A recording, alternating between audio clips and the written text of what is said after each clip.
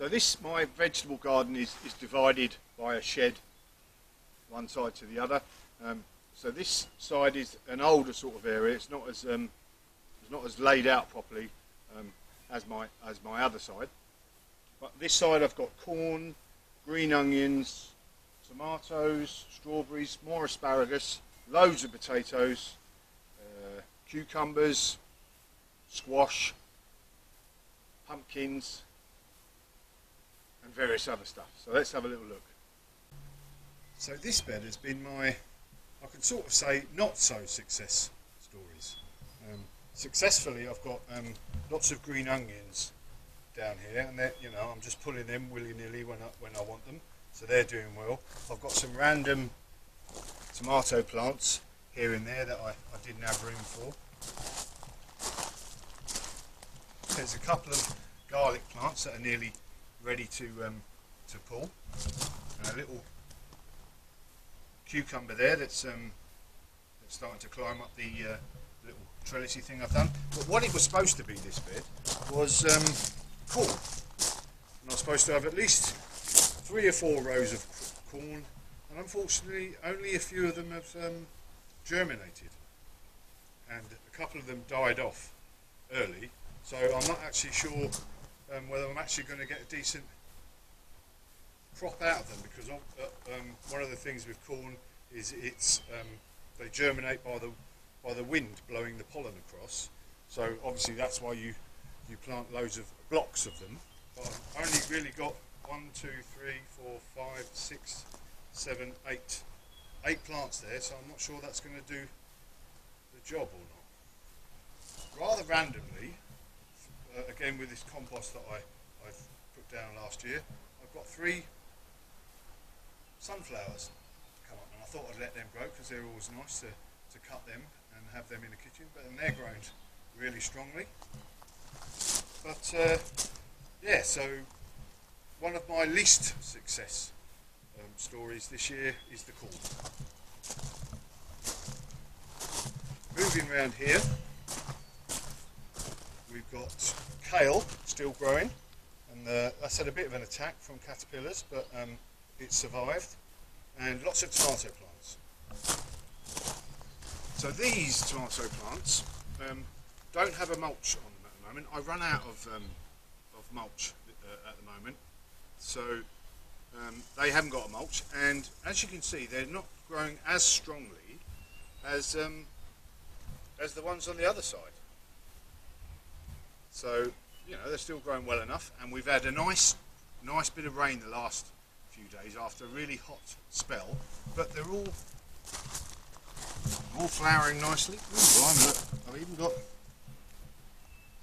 I've even got a little fruit there, which I think I've nearly pulled off, so never mind. But yeah, they're all flowering nicely, so they're doing well. This is actually normally a nursery bed, so I've got a pear tree here that I haven't planted up yet, and a grapevine, and some poppies there that I'm going to be putting somewhere else. But ostensibly now it's all tomato plants, and the dogwoods that I sowed earlier on in the year in a video, hardwood cuttings, are all growing strongly, and it is 1, 2, 3, it is 90+% success rate on them, so really pleased. And even the ones that I sowed in this pot, so that I've sort of half neglected, are growing really well, so I'm really pleased there. Here is another asparagus bed, and again I've grown a couple of tomatoes in there, and because of the feathery foliage it's not that shaded, so they seem to be growing pretty well. As you can see here, see I've got 3 here, and this one's growing nice and strongly, flowers on there. So yeah, it's so far that's been a good idea, growing the tomatoes in with the asparagus. And this is the old strawberries that I had in there. They're getting a bit old now, so I'll be pulling them out this year, and they'll be doing their job providing compost. So here you can see is my potato bed. and they're both doing really well. And this is the site of my experiment this year. I've planted potatoes in seaweed, traditional sort of Nova Scotia or seaside way of growing potatoes. So what I did is I put the tubers on a bed of seaweed, and then I've just, instead of earthing up with earth, I've earthed up with seaweed as they've grown up. And as you can see, they are absolutely doing really, really well. They've shot up. I've not been able to keep up with them with the earthing up. They're just flowering now, and then some of them I think I'm near enough ready to uncover. So that's doing really well. On the other side, I have potatoes growing the traditional way, with basically just earthing them up, and they're doing really well. And I don't know if it's a trick because of an optical illusion, because I've planted them lower, obviously in a trench, but these ones in the seaweed, at least leaf-wise, seem to be bigger, doing a lot better. And this side here is the scene of my Colorado Beetle attack. It's the first time I've ever had that before. So I was most surprised after a beautiful weekend, slumbering by the swimming pool. 30 degrees it was. Comes along on Monday, and there I see, covered in these red beetle-y larvae things, and half the leaves gone on these potatoes. Let's have a closer look at them. So, as you can see here is the two beds, and like I said, this side here is definitely looking bushier than this side. Now, on its own, this side would be looking good, but anyway, to the site of the Colorado Beetle massacre. And there's still a few on there, even though I've been at them. And as you can see, they've been half decimated by these beetles in just a couple of days, literally a couple of days, not paying attention, and they were at it. There was like hundreds of them. And let's see if I can see any in here. So there's a small one just there, one of the smaller type ones. Give him his job's worth. Squash. I don't mind squashing them. You know, again, I'm an organic gardener. I just like knowing that none of my vegetables have got any chemicals on them, and those are the things sometimes you have to pay that price of getting a bit of a beating sometimes. Fortunately, these are nearly time to be digging them up, so they won't do that much damage, even though it's more cosmetic damage. But they can do a lot of damage in just a short amount of time. As you can see, the leaves have been absolutely annihilated, and I've been round looking. So those of you who have not had Colorado Beetle attack, I've got most of the eggs, but what you need to do is look underneath the leaves, and you'll see this orange smudge of eggs, and those are the Colorado Beetle eggs, and then they turn into the larvae, and then the larvae chomp away on your potatoes, and then they turn into beetles and go and bury themselves. So, have I got any more here? No. I'll tell you something, this seaweed don't half stink, but hopefully it's doing its job. So that's the main bed of potatoes, again, doing really well, really pleased with them. Moving around here. This is a random lettuce that comes up. Came up last year, and it's come up again this year. Very nice as well, really delicious. And this is my third potato here. So I've grown these in this box after one of my subscribers told me that he grows his potatoes in a bag with well-rotted leaf mould. So that's what I've done. I've done it in a box, planted them, the tubers down here somewhere, and as they've come up, I've filled them again, earthed them up with leaf mould, and again these are growing. Look at them, absolutely superb. So I'm really pleased with that, and hopefully there's loads of potatoes in there as well. Next to that, I've got some summer squash. So we've had about a week of really hot weather, and then an apocalyptic, biblical type thunderstorm, and since then these have started to shoot up, and so hopefully they'll be training up this contraption I've built here, and yeah, so I'm pleased with them. They're starting to put on a nice bit of growth now.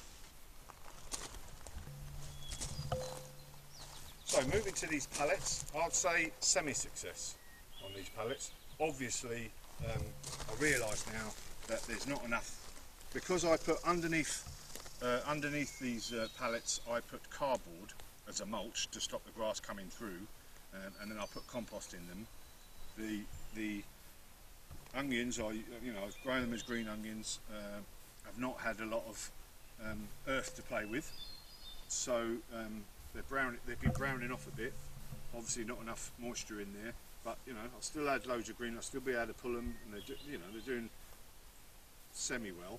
What I'm going to use this for in the future is a seed bed, this one, and then the other side here where I've got garlic, which again has not had enough earth to play with. I'm going to put another pallet on top of this one and fill it up, and then I'll have a good amount of earth, and that should do the trick in the future, and we'll see how that experiment works next year.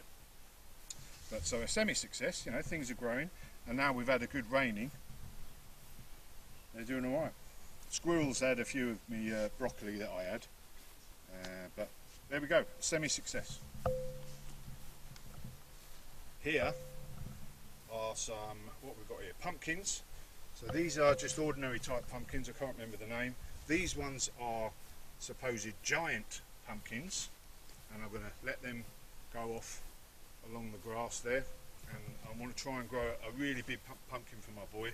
I don't eat pumpkins, we have them for Halloween, etc., decoration, but I want to grow a big monster one. So this has got my top grade compost and horse manure mix in there, real rocket fuel, so hopefully that will give them lots of energy to produce a really big pumpkin. Again, since the heat and the rain, these have started to really grow on nicely. These are melons, I think, and I'm really bad at labelling things sometimes, but I think these are melons. So they're doing quite well. More squash. No, these are, what are these? Zucchini. These are zucchini, I think. They're all squash type things anyway. So, but again, looking healthy. We've got a mulch on there, and I'm really pleased with them.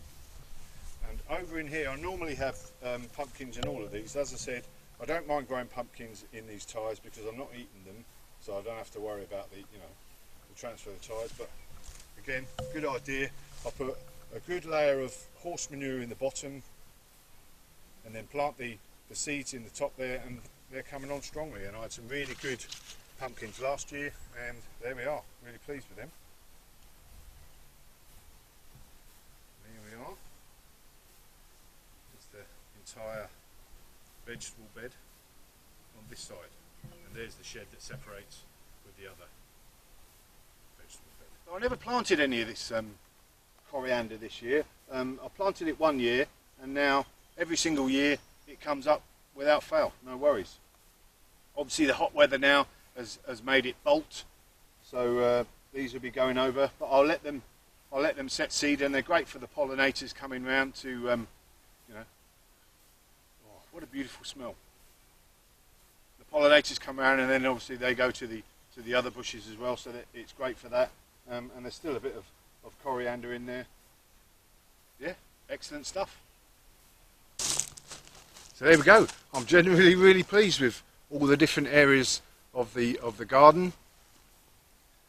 Everything's growing really well. I've had the odd attack of bugs. Some of my experiments aren't going as well as other ones. The seaweed's growing really fantastically. Pallets, semi-success. Things are growing well, but not as well as I'd hoped. Peas are absolutely fantastic.